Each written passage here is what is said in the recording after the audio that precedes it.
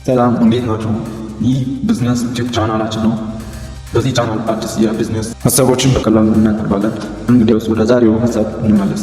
ለቻናሉ አዲስ ከሆናችሁ እንደዚህ አይነት ቪዲዮ ቶሎ እንዲደርሳችሁ ቻናሉን ሰብስክራይብ በማድረግ እንድትጀምሩ እላለሁ። ወደ ቪዲዮ። በአሁኑ ጊዜ ከተሞች እያደጉና እየሰፉ ያሉበት ጊዜ ነው። ሰዎች በብዛት ሲሆኑ የሚፈልጉትን አገልግሎት እንደዛው እጅግ ይጨምራል ማለት ነው።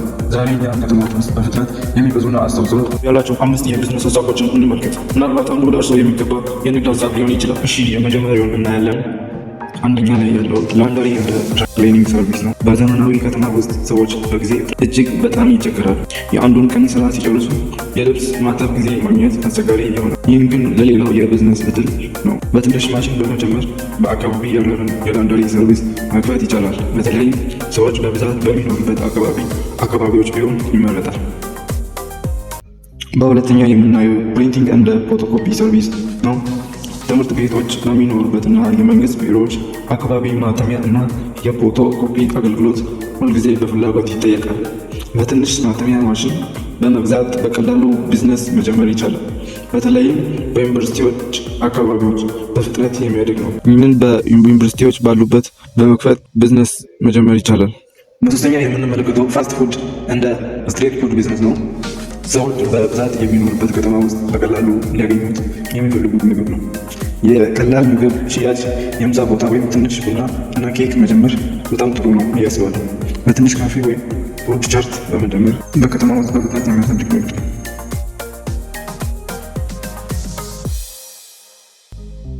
እሺ፣ አራተኛ ላይ ያለው ደግሞ ዴሊቨሪ እንደ ኢራንድ ሰርቪስ ነው። በአዲስ ዘመን በተለይ በከተማዎች የዴሊቨሪ አገልግሎቶች እጅግ ተስፋ ያለው ነው። ሰዎች የምግብ ዕቃ የድረገጽ ግዢ መድረስ ይፈልጋሉ። በስልክ ትዕዛዝ በማቃበል እና በሞተር ማድረስ ይህን ንግድ በቀላሉ መጀመር ይችላሉ።